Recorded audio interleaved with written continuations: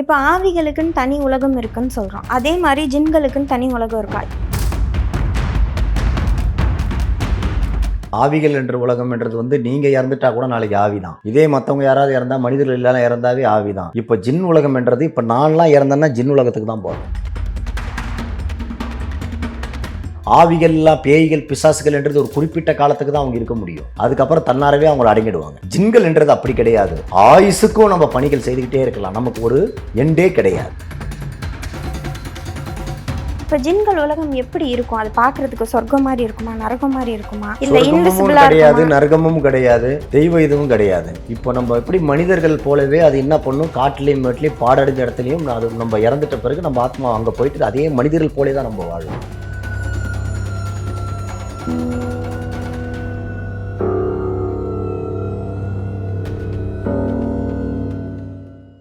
Spiritual tax நேயர்களுக்கு வணக்கம். நான் உங்கள் ஜாரா. இன்னைக்கு நம்ம பிரபல மாந்திரிகர் ஜின் பார்த்திபன் ஐயாவை தான் பார்க்க வந்திருக்கோம். வணக்கம் சார். வணக்கம்.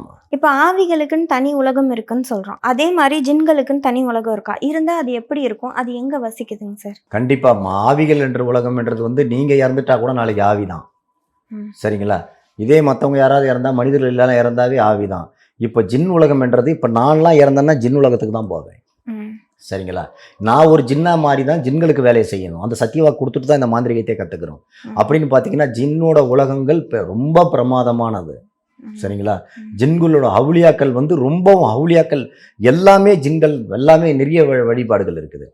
நமக்குன்னு ஒரு தனி உலகம், நமக்குன்னு ஒரு தனி லோகம், நல்லதை கெட்டதை எல்லாமே அங்கே பார்க்கலாம். ஏன்னா அந்த லோகத்துக்கே நான் போய் வந்தவன் இந்த பயிற்சி எடுக்கும் போது. இது எப்படின்னு கேட்டிங்கன்னா, ஆவிகள்லாம் பேய்கள் பிசாசுகள் என்றது ஒரு குறிப்பிட்ட காலத்துக்கு தான் அவங்க இருக்க முடியும். அதுக்கப்புறம் தன்னாரவே அவங்களை அடங்கிடுவாங்க. ஜின்கள் என்றது அப்படி கிடையாது. ஆயுசுக்கும் நம்ம பணிகள் செய்துக்கிட்டே இருக்கலாம். நமக்கு ஒரு எண்டே கிடையாது. இப்போ ஜின்னுக்குன்னு ஒரு குடும்பம் நம்மள மாதிரி இயல்பா அப்பா அம்மா குழந்தைங்க அப்படி இருக்கா? கண்டிப்பா ஜின்னுங்களுக்குன்னு குடும்பங்கள் எல்லாமே இருக்குதும்மா. ஜின்கள் ஒரு தனி இது கிடையாது. எல்லாமே ஆசை பாசைகள் எல்லாமே உள்ளது தான் ஜின்கள். என்ன மனிதனுக்கு முதல்ல படைக்கப்பட்டது அந்த இறைவன். சரியா? அப்போ அந்த சக்தி நம்மளை விட அதிகமான சக்திகள் அதுக்கு ஜின்களுக்கு எதையுமே செய்யக்கூடிய ஒரு ஆற்றல் படைச்சது. சரிங்களா? வேற ஒன்றும் கிடையாது. மனிதர்கள் போலவே தான் எல்லா குடும்பம் கிடமும் பாசம் வீசம் எல்லாமே உண்டு.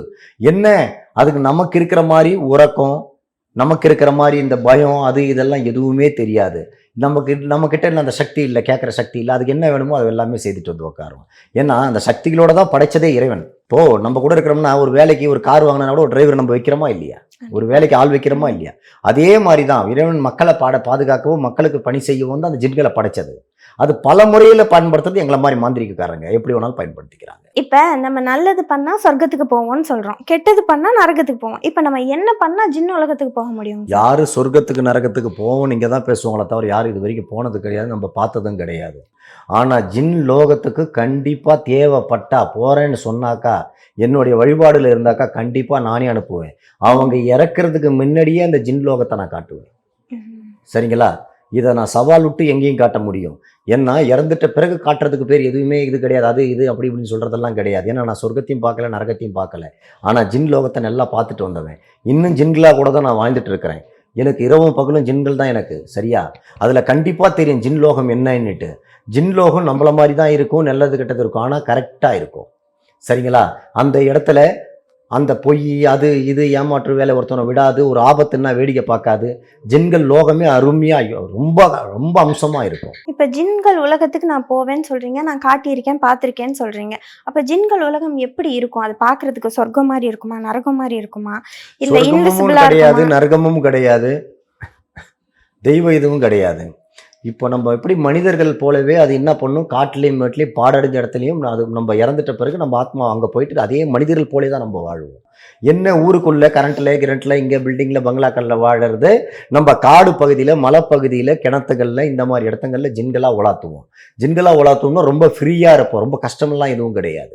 என்ன எப்படின்னாக்கா மனிதர்கள் போலவே நம்ம இயல்பாக வாழ்வோம். இந்த ஆசைகள் இல்லை, அது இல்லை, பேராசைகள் இருக்காது, எதுவுமே இருக்காது, உணுது எனதுன்னு இருக்காது, ஒருத்தனை அழிக்கணும்னு இருக்காது. நமக்கு ஜின்கள் லோகத்தில் போய் நம்ம என்ன வேலை, இப்போ நம்ம எப்படி நான் மாந்திரிக்காரனா இப்போ நான் வேலை செய்ய ஜின்களை வேலை வாங்குறனோ அதே மாதிரி நான் அடுத்த மாந்திரிக்காரர்களுக்கு வர தலைமுறைக்கு நான் போய் அந்த வேலையை செய்ய வேண்டியதாக இருக்கும். அதே மாதிரி ஜின்னை வழிபடுறவங்க அத்தனை பேருமே ஜின் லோகத்துக்கு போய் தான் நல்லா தான் இருக்க முடியும். சரிங்களா? ஜின்னுக்குன்னு அதான் லோகம். லோகம்ன்றது வந்து இங்கே கிடையாது. நேரடியாக காட்டலாம். இந்த இடத்துல தான் இருப்பாங்க. மலை, குகை, காடு, இறந்துட்டோம் நமக்கு நமக்கு தான் அது இறந்த மாதிரி. அவங்க ஜின்களாகவே வாழ்ந்துக்கிட்டே தான் இருப்பாங்க. இப்போ ஜின் வந்து உங்கள மட்டும் தான் பார்க்க முடியுமா? உங்களால மட்டும் தான் பார்க்க முடியுமா? இல்ல உங்க கிளையண்ட்டா வந்தாலோ, இல்ல நாங்களோ ஜின்ன பார்க்க முடியுமாங்க சார்? கண்டிப்பாக எல்லாருக்குமே காட்டுவோம்மா. முடியாதுன்னு சொல்கிற வார்த்தையே என்கிட்ட கிடையாது. ஜின்னை வழிபடும்போது, பூஜை செய்யும்போது கண்டிப்பாக நான் வந்த மீடியாவோட வந்தாவோட நான் காட்டுவேன். இதே கிளைண்ட்டுகளே நிறைய பேரை நான் கூட்டு போயிருக்கேன் பூஜை செய்யும்போது. என்னுடைய கூட பயிற்சி எடுக்கிறவங்க வந்து பார்ப்பாங்க. ஜின்னை வந்து நம்ம மறைச்சி வைக்கிற விஷயம்லாம் எதுவும் கிடையாது. யாருக்கும் நம்ம தெரியாமல் காட்டுற வித்தைகள் எல்லாம் கிடையாது. பூஜை செய்யும்போது வந்தால் நேரடியாகவே நான் காட்டுவேன். இல்லைன்னா அது கண்ணுக்கு தெரியலனா கூட அது செய்கிற செய்கைகள்லாம் தன்னாரவே நவரும். நம்ம பூசணிக்காய் வச்சா தன்னாரவே உருளும், கோழி வச்சா தன்னாரவே உயிர் எடுக்கும். இந்த மாதிரி பல சிம்டம்ஸ்கள் நிறைய காட்டியிருக்கிறேன். இது வந்து ஒரு மீடியாவில் நிறைய காட்டியிருக்கிறேன். ஒரு 1.5 வருஷத்துக்கு முன்னாடியே அந்த மீடியாவுக்குள்ள நிறைய நான் காட்டியிருக்கிறேன். இப்ப நிறைய பேர் வந்து மாந்திரீகம் பண்றதுக்கு ஒவ்வொரு இதை வழிபடுறாங்க. காளிய, குட்டி சாத்தான நிறைய ஃபாலோ பண்றாங்க. நீங்க வந்து எதை ஃபாலோ பண்ணி இந்த பிளாக் மேஜிக்லாம் பண்றீங்க? என் பேர்லேயே இருக்குது ஜின் பார்த்திபன் என்னிட்டு. நான் எதை வச்சு நான் வழிபடுவோமா? நமக்கு தெரிஞ்சது வந்து ஜின் மட்டும்தான். அவங்கவுங்க முறைகள் வேறையாக இருக்கலாம். நம்ம பயன்படுத்துகிற முறை வந்து உலகம் முழுக்க நான் பயன்படுத்தி செய்கிறது ஜின் மட்டும்தான். எனக்கு ஜின்னை தவிர வேறு எதுவும் தெரியாது. மற்றது எதுவும் கடவுள் அது இதெல்லாம் எனக்கு சொல்கிறாங்களோ அதெல்லாம் இங்கே நான் போனது கூட கிடையாது. எனக்கு தெரிஞ்சது முழுக்க ஜின் ஒன்றே ஒன்று தான். அதுதான் என் உயிர். இப்போ ஜின்னுக்கும் பிளாக் மேஜிக்கும் இருக்கிற கனெக்ஷன் என்ன? எது மூலியமா நீங்க வந்துட்டு நான் பிளாக் மேஜிக்கை ஜின்னை வச்சு தான் பண்றேன்னு சொல்றீங்கல்ல, அதுக்கும் இதுக்குமான தொடர்பு என்ன? ஜின்னுன்றது கடவுளுக்கே அடங்காத ஒன்றுமா. அப்போ கடவுளை மீறி செய்யுதுன்னா ஒரு செயல், பிளாக் மேஜிக் வந்து கடவுளை மீறி செய்யுதுன்னா ஜின்னால் மட்டும்தான் செய்ய முடியும். மற்றதெல்லாம் கடவுளுக்கு அடக்கமாக இருக்கும், கடவுள் பல் பேச்சை கேட்கும். ஜின்னு அப்படி கேட்காது. படைச்ச இறைவனே மீறி போனது தான் ஜின்னு. ஜின்னுக்கிட்ட எதுவுமே ஜின்னால முடியாது எதுவுமே கிடையாது. சரியா? அதை நம்பி வந்துட்டாக்கா கண்டிப்பாக எவ்வளோ பெரிய தாக்கத்தை வேணாலும் அது கொடுக்கும். யாரை வேணாலும் காப்பாற்றும். நம்மளை நம்பி வரவங்கள காப்பாற்றும், எதிரியே அழிக்கும். அந்த மாதிரி ஜின் வலிமை கொண்டது. அவங்களுக்கு எவ்வளோ பெரிய தெய்வம் துணையாக இருந்தாலும் சரி, எதுவாக இருந்தாலும் கட்டு போட்டிருந்தாலும் எல்லாத்தையும் உடச்சிட்டு அழிக்கக்கூடியது ஜின்னு. ஜின்னுக்கு மட்டும்தான் அந்த பவர் உண்டு. இப்போ ஜின்னால வந்து மனிதர்களோட உடம்புக்குள்ள போக முடியுமா? இப்போ ஆவி போகுதுன்னு சொல்றாங்கல்ல, அந்த மாதிரி ஜின்னால இன்னொரு மனிதர்களுக்குள்ள போய் அவங்கள நான் ஜின் நினைக்கிற மாதிரி இயக்க முடியுமா? கண்டிப்பாம்மா. ஜின்னா வச்சு தான். ஏன்னா இப்போ ஒரு மனைவியே ஒரு கணவன் விட்டு பிரிஞ்சிட்டாலோ, ஒரு காதலன் காதலியை விட்டு பிரிஞ்சாலோ, இல்லை யார் என்ன சொல்லலோ, இல்லை ஒரு நிலம் வாங்க ஒரு காடு நம்ம கிட்ட பேருக்கு வரணும்னாலோ, இல்லை ஒரு ஆளாக ஒரு காரியம் ஆகணும்னாலோ, ஜின்னா அவங்க உடம்புல ஏற்றி தான் நம்ம இந்த வேலையை செய்ய முடியும். நம்ம கிட்ட வர வைக்கணும்னா ஒருத்தவங்கள அந்த ஜின்னை ஏவி விட்டாதான் நம்ம கிட்ட அவங்க வருவாங்க. அது அப்போ அவங்க உடம்புல ஏறி தான் நமக்கு அது எல்லாத்தையும் காட்டும். சுருக்கமாக எப்படி சொல்றதுன்னா, சாதாரணமாக ஒருத்தவங்க கட்டின பொண்டாட்டி கூட கோவத்தில் இருந்தால் வரமாட்டாங்க. கோவத்தில் அப்பா அம்மா கூட சரி ஒரு பிரச்சனையில் இருக்கிறவங்க அண்ணன் தம்பினா வரமாட்டாங்க. அந்த நேரத்துக்கு நமக்கு ஒரு காரியம் ஆகணும், அவங்கள வர வைக்கணும்னா கட்டாயம் கண்டிப்பாக அந்த ஜின்னை ஏவி விட்டு தான் நம்ம வர வைக்கணும். இப்போ நீங்க அந்த மாதிரி செய்றீங்கல்ல, இப்போ யாரோ ஒருத்தர் வச்சிருக்காங்க, நீங்க எடுக்கிறீங்கன்னு வச்சுக்கலாம். அந்த எடுக்கிறது வந்துட்டு உங்களையும் தாக்குமா? அதனால நீங்க எப்போவாது பாதிக்கப்பட்டிருக்கீங்களா? பாதிக்கப்பட்டிருக்குமான்னு இல்லைம்மா. இது வந்து தொழில். எல்லா இடத்துலையும் பாதிப்பும் இருக்கும், நல்லதும் இருக்கும், கெட்டதும் இருக்கும். இப்போ எப்படின்னாக்கா, ஒரு டிரைவிங் பண்ணுறோம், நமக்கு பாதிப்பு இருக்காதுன்னு சொல்ல முடியுமா? எந்த நேரத்தில் வேணாலும் எப்படி வேணாலும் நடக்கலாம். அதே மாதிரி தான் இந்த தொழிலும். எல்லா துறையும் போல தான் எங்கள் துறையும். இதில் பாதிப்பு இருக்குதா இல்லையான்றதெல்லாம் கிடையாது. கண்டிப்பாக எடுக்கும்போது சிரமமானது ஒன்று, கெட்ட சக்தி ஒன்று வச்சு கொடுத்துட்டாக்கா கண்டிப்பாக அது நம்மளையும் சேர்த்து தாக்கும். இப்போ ஆந்திராவில் எடுத்துக்கோங்க, ராத்திரி 12-1 மணி இருக்கும், எடுத்துக்கிட்டே இருக்கிறோம். சரியான காட்டுக்குள்ளே அவங்க வீட்டுக்கு செய்து வச்ச செய்வினை எடுக்கிறோம். அந்த நேரத்துக்கு எங்களை தாக்குது. ஒன்றுமே பண்ண முடியாது. என்ன ஏதுன்னு கூட எதிர்பார்க்காத சுச்சுவேஷனில் என்ன வேணாலும் நடக்கும். மலை பிரதேசத்தில் போய் மாட்டிக்கிட்டோம். அங்கேருந்து நம்ம தப்பிச்சு வரதை பார்க்கக்கூடாது. நம்ம கிளைண்ட்டை காப்பாற்றிட்டு தான் அப்புறம் நம்ம தப்பிச்சு வரணும். நம்ம உயிரே போனாலும் அங்கே விட்டுட்டு வரக்கூடாது. ஏன்னா கையை வச்சாச்சு, அதை சீண்டிட்டு விட்டாக்கா கம்னு இருக்காது. அடுத்த கட்டமாக நம்ம விட்டுட்டு ஓடிட்டோம்னா அவங்கள தாக்கிடும். அப்போ அந்த கூட வம்சவழியே இருக்காது. அப்போ நம்ம அதை என்னென்ன விடிய கூட சரி உட்காந்து அதை என்னன்னு சரி பண்ணிட்டு நம்ம உயிரை பற்றி துச்சமாக நினைக்கிறவங்க மட்டும்தான் அந்த தொழில் இருக்க முடியும். இப்போ ஜென்ரலாக நம்ம பேய் ஓட்டுறோம், இல்லை ஆவி ஓட்டுறோம், அந்த மாதிரியெல்லாம் ஓட்டும் போது ஓட்டுறவங்கள தாக்கும்னு நம்ம கேள்விப்பட்டிருக்கோம். அப்போ ஜின் மூலியமா வரும்போது உங்களுக்கு அந்த மாதிரி எந்த ஒரு தாக்குதல் ஏற்பட்டிருக்குது? எந்த தாக்குதலும் கிட்ட வரக்கூடாதும்மா. ஜின்னு வச்சிருக்கிறவங்களுக்கு வந்து அந்த தாக்குதல் கிட்ட வராது. அது அதுவும் வேற மாதிரி ஆபத்தாக வருமா தவிர, ஒரு பேயோ ஒரு பிசாசோ ஓட்டும் போதெல்லாம் ஜின்னை கண்டு அதுங்க அலண்டு ஓடுமா தவிர மற்றபடி எங்களை ஒன்றும் பண்ணாது. இதே செய்வன மூலியமா ஏவல் மூலியமா செய்கிறாங்க பாரு, அந்த நேரத்தில் தான் எங்களை தாக்க ஆரம்பிக்கும். அது எதுக்காகடா நீ அவங்கள வந்து காப்பாத்துறேன்னுட்டு, அந்த நேரம் ஜின்னு தான் நம்மளை காப்பாற்றும். பல விடைகள் உண்டு. இப்போ வந்து சின்னதா இருக்குதுன்னா, அது வந்து எங்களுக்கு பிரச்சனையே கிடையாது. எங்கள பொறுத்த வரைக்கும் எல்லாமே சின்ன விஷயம் தான். பெருசுன்னா எப்படின்னா, என் கிளையன்ட்டுக்கு ஒரு உயிருக்கு ஆபத்து வர மாரி இருக்குன்னா, கண்டிப்பா இறங்கி வேலை செய்வோம். அதனால நீ முன்ன பின்னயே யோசிக்க மாட்டோம். எதுவா இருந்தாலும், பெருசா இருந்தாலும் சரி, சிறுசா இருந்தாலும் சரி, ஒரே ஒரு நோக்கத்தோட தான் நாம இருக்கணும். நம்மளுடைய கிளையண்ட்ட நம்ம காப்பாத்தணும். நம்மள நம்பி வர்றவங்கள நம்ம உயிர குடுத்து கூட காப்பாத்தணும். இதுதான் தர்மம். இதுதான் சத்தியம். இப்போ நீங்க வந்துட்டு வேற ஏவல், பில்லி, சூனியம், ஆவி இந்த மாதிரியெல்லாம் விரட்டுறத தாண்டி, ஆல்ரெடி ஜின்னால வச்சத நீங்க ஜின்ன வச்சு எடுக்கும்போது, அது உங்களுக்கு எப்படி இருக்கும்?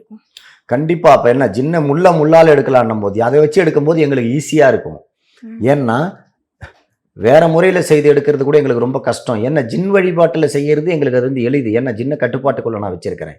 அதனால வந்து ஒண்ணுமே பிரச்சனை கிடையாது. ஜின்னால செய்து வச்சிருக்கிறது எளிதுமான முறையில எந்த நிமிஷமும் எப்படி வேணாலும் எடுத்துருவேன். அதே சமயம் அவங்களுக்கு திரும்பி தொடராத அளவுக்கும் நான் நடத்திக்குவேன் எடுத்துக்குவேன். அப்ப அந்த ஜின் வந்துகிட்டு உங்கள அஃபெக்ட் பண்ணாதா? கண்டிப்பாம்மா. ஜின்னுக்கு வச்சிருக்கிற எங்களுக்கு வராதும்மா. வேற ஏதாவது காட்டேரி, ம். சரியா? இந்த கன்னிமாரு, இந்த ஏவலு, பிசாசு இதுதான் எங்கள தாக்க அலையும். என்ன காரணம்னு கேட்டீங்கன்னா, ஜின்ன வச்சு செய்யறதால எங்களுக்கு கொஞ்சம் அடிக்க யோசிக்கும். இந்த ஜின்ன வச்சு செய்யும்போது இது வந்து எங்களுக்கு வந்து ஒண்ணுமே பெருசா தெரியாது. ஏன்னா, ஒரு தாய் கிட்ட இருந்து ஒரு குட்டிய வச்சு பால் கறக்கிறது மாரி தான் இது எங்களுக்கு. புரியுதுங்களா? புரியுது. அதே மெத்தட் தான். ஜின்னால செய்துட்டு இருந்தா எங்களுக்கு ஒரு எளிதான முறை. மத்தது எந்த முறையில செய்தாலும் சரி, எங்களுக்கு அது எல்லாமே எங்களுக்கு சாதாரண முறை தான். என்ன எங்களுக்கு கொஞ்சம் பிரச்சனை வரும், மத்தத பார்த்துக்க வேண்டியது வேற ஒண்ணும் இல்ல. இப்போ ஜின்ன வழிபடுறாங்கல்ல. இப்போ எனக்கு ஒரு இப்போ நானே ஜின்ன வழிபடுறேன். எனக்கு ஒரு தேவை இருக்கு. அத வந்து ஜின் எப்படி புரிஞ்சுக்கும்? அதுகிட்ட நான் எப்படி கம்யூனிகேட் பண்றது? அது புரிஞ்சுகிட்டு என்னோட தேவைகள செய்யுமா? இல்ல அது என்ன கண்ட்ரோல் பண்ணுமா? வழிபாடுதாம்மா. இப்ப எப்படி மத்த இத வழிபடுறோம். இப்போ ஒரு பஸ் எடுக்கிறவங்க கூட இப்ப ஸ்டேரிங் தொட்டு எடுக்குறாங்க. ஒரு பைக் எடுக்கிறவங்க இப்படி தொட்டுட்டு எடுக்குறாங்க. அதே மாரி தான். ஜின்ன நினைச்சுக்கிட்டு செய்தாவே போறோம். நம்மளுக்கு பின்னாடி கை கொடுக்கும். நம்மள பின்னாடி துணையா நிக்கும். ம். இதுல எந்த வித மாற்றமும் கிடையாது. இது எப்படி கேட்டீங்கன்னாக்கா, இப்படிதான் வழிபடணும். நீ வீந்து வழிபடணும். எந்திரிச்சுன்னா இப்ப விழுந்து வழிபட்டா மட்டும் செய்யறது தான் செய்யும். செய்யவே செய்யாது. இப்போ கூட கோயில் குளத்துல கூட எவ்வளவு பேர் விந்து வழிபடுறாங்க. காப்பாத்து தான் கஷ்டப்படுறாங்க. எல்லாருமே காப்பாத்திடுறாங்களா? அப்படிலாம் கிடையாது. மனசார நினைச்சா கூட காப்பாற்றக்கூடியது ஜின்னு. எவ்வளோ குடும்பங்களை காப்பாற்றிருக்குது, எவ்வளோ உயிர்களை காப்பாற்றிருக்கிறேன், எவ்வளோ செய்வினை எடுத்திருக்கிறேன். நீ நூற்றுக்கணக்கில், ஆயிரக்கணக்கில், லட்சக்கணக்கில் கணக்கெல்லாம் நடக்காத நான் வேலை செய்துட்டு வரேன். காரணம் என்னன்னு கேட்டிங்கன்னா, ஜின்னு இருக்கிற காரணம் தான். இந்த ஜின்னுக்கு தெரியும் யாரை என்ன பண்ணணும், ஏது பண்ணணும், இவங்க எப்படி செய்திருக்கிறாங்க, எதனால் பாதிக்கப்பட்டிருக்கிறாங்கன்னு எல்லாமே எங்களுக்கு காட்டி கொடுக்கும். இப்போ செய்வின கோளாறால பாதிக்கப்படுறாங்கல்ல, அவங்களுக்கு வந்து எந்த வகையான கருமா இருந்தா அந்த பாதிப்பு அவங்கள தாக்கும்? கர்மான்றது கிடையாதும்மா. செய்வனன்றது வந்து கர்மா வச்சதெல்லாம் கிடையாது. ஒரு ஆளை அழிக்கணும்னு முடிவு பண்ணிட்டா அவனுக்கு நல்ல நேரம் இருந்தால் கூட அழிக்கணும். அவங்க தான் மாந்திரிகவாதி. அதுதான் செய்வாங்க. சரிங்களா? ஏன்னா இன்னைக்கு கெட்டு போகிற காரணமே வந்து நல்லா வளரணும் ஒருத்தனை அழிக்கிறது தானே மாந்திரிகம். கர்மாவை வச்சு அழிக்கிறது கிடையாது. கர்மாவை வச்சு அவன் பாவ பலனை தீக்கிறது அதெல்லாம் வந்து. இப்போ வந்து ஒருத்தவனை அழிக்கணும்னு முடிவு பண்ணிட்டா அவனுக்கு நல்ல நேரமே இருந்தாலும் சரி, அவனுக்கு நல்ல நேரமாக இருந்தாலும் கெட்ட நேரமாக இருந்தாலும் ஒருத்தவனை நம்ம தீக்கணும் அழிக்கணும்னு முடிவு பண்ணிட்டா கண்டிப்பாக அதை அழிச்சிடலாம்.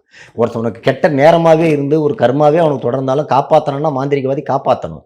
இதுதான் மாந்திரீகம். எதையுமே வந்து நம்ம வந்து இது கர்மா இருக்குது, இதை வச்சு தான் செய்ய முடியும், அதை வச்சு தான் செய்ய முடியுன்றதெல்லாம் கிடையாது. இப்போ ஒருத்தவனால நம்ம பாதிக்கப்படுறோம், அவனுக்கு நேரம் நல்லா இருக்குது, அவன் பெரிய ஆளாக இருக்கிறான், பிக்ஷாட்டாக இருக்கிறான், நம்மள ஒன்றும் பண்ண முடியாது, நம்ம ஒரு வசதி இல்லாதவன், நம்ம ஒன்றும் பண்ண முடியாதுன்னா அவனை ஒன்றும் பண்ண முடியாது, விட முடியாது கிடையாது. தகுந்த ஆதாரங்களோட அவனோட பேரோ போட்டோவோ அம்மா பேரோ இருந்தால் கண்டிப்பாக எப்பேற்பட்டவனையும் முடக்கி உட்கார வைப்பேன். இப்போ ஒரு வீட்டில் நிறைய கஷ்டம் வருது, தொடர்ந்து உடம்பு சரியில்லாமல் போகுது, ஏதாவது ஒரு பிரச்சனை வந்துக்கிட்டே இருக்குன்னா அது பிளாக் மேஜிக் தான். நம்ம எப்படி புரிஞ்சுக்கிறது? கண்டிப்பாக அதை எளிதான முறையில் புரிஞ்சுக்கலாம். எவ்வளோ பெரிய கஷ்டமாக இருந்தாலும் குறுகிய நாளில் நீங்கிடும். சரிங்களா?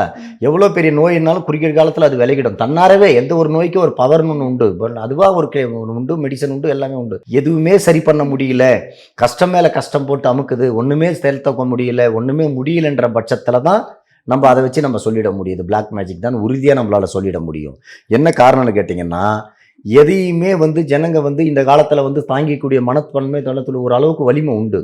அளவுக்கு மீறி போகும்போது தான் யாராலையும் தாங்க முடியறது இல்லை. அது பிளாக் மேஜிக்ன்றது தான் அப்போ தான் தெரிய வரும். இப்போ பிளாக் மேஜிக்ன்றது ஒரு குடும்பத்துக்கோ இல்லை தனிப்பட்ட நபருக்கோ எந்த அளவுக்கு எந்தெந்த வகையில் கஷ்டத்தை கொடுக்குங்கய்யா? எந்தெந்த வகையிலன்னு கிடையாதுமா. அது வகை வகையாக கொடுக்கறத விட அந்த குடும்பத்தையே அழிச்சு எடுத்துரும். அவங்க பிறந்திருக்கிற வாரிசு முதற்கொண்டு, பிறந்திருக்கிற குழந்தை, பேர குழந்தை முதற்கொண்டு எல்லாரையுமே ஆட்டி படைக்கும். இப்போ ஒரு பகன்னா அது உங்களோட மட்டும்தான் போகும். ஆனால் ஒரு ஏவல்ன்றது ஒரு பிளாக் மேஜிக் செய்வேன்னு செய்து விட்டுட்டா அந்த வம்சத்தை சார்ந்த குழந்தையை முதற்கொண்டு விடாது. இனி பிறக்க போகிற குழந்தைக்கும் அது ஆபத்து தான். தொடர்ச்சியாக காலகாலமாக இருக்கிறது அது ஒன்று. சரிங்களா? இப்போ பிளாக் மேஜிக்ன்றது இந்த ஜென்ரேஷனோட முடியாம அடுத்தடுத்த வம்சாவளியாவும் தொடரும்னு நீங்க சொல்றீங்களா? கண்டிப்பா ஒரு குடும்பத்துக்கு நம்ம அதை செய்யறேன்னும் போது அவங்க ரத்தத்தை சம்பந்தப்பட்ட அத்தனை பேருமே அதை தொடரும். சரிங்களா? இவங்களுக்கு அவங்களுக்கு தான்ன்றது கிடையாது. அவங்க வீட்டில் வளர்க்குற நாய், பூனை, குட்டி, அது எல்லாத்துக்குமே சரி. அது எல்லாத்தையுமே தாங்கும். பிளாக் மேஜிக்ன்றது அதுதான்.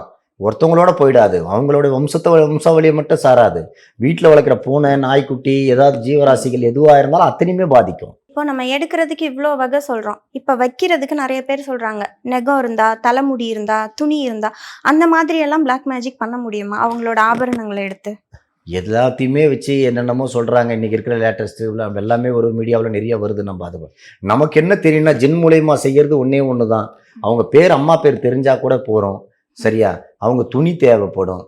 சரியா? வேறு எதுக்காவது தேவைன்னா அவங்க துணி, இந்த முடி இதுதான் கேட்பாங்களே தவிர மற்றதெல்லாம் வச்சு, இந்த ஃபோட்டோ கேப்பை போடுவாங்க, மற்றதெல்லாம் வச்சு எதுக்கு செய்வாங்கன்னு நமக்கு தெரியாது. ஏன்னா நிறைய மீடியாவில், நிறைய சோஷியல் மீடியாவில் இன்றைக்கி நிறைய பார்க்குறோம். எல்லாத்தையும் வச்சு அதை இதை வச்சு எல்லாத்தையும் வச்சு எல்லாம் ஒன்றும் செய்திட முடியாதும்மா. குறிப்பிட்ட எதுக்காக இருந்தாலும் ஒரு தகுதியான பொருள் இருந்தால் மட்டும்தான் நம்ம செய்ய முடியும். சரிங்களா? இப்போது உங்களையே ஒரு போலீஸே ஒரு தப்பு பண்ணிவிட்டு ஒரு பிடிக்குதுன்னா கூட ஒரு சாதாரணம் இருந்தால் அதை மட்டும்தான் அவங்கள பிடிக்க முடியும். இல்லை வேறு ஏதாவது வழியில் உங்களை தேடி பிடிக்கணுமோ அந்த தகுந்த இது சிக்கணும் அவங்க கையில். அதே மாதிரி தான் மாந்திரிகம். ஒரு ஏவல் கையில் அவங்க கையில் அகப்படணும்னா அதுக்கு தகுந்த பொருள் மட்டும்தான். சும்மா அதை இதை வச்சு எல்லாத்தையும் வச்சு நம்ம செய்திட முடியாது. இவ்வளோ நேரம் நாங்கள் கேட்ட எல்லா கேள்விகளுக்குமே ரொம்ப பொறுமையாக எங்களுக்கு நல்ல விளக்கம் கொடுத்தீங்க. ரொம்ப தேங்க்ஸ் சார்.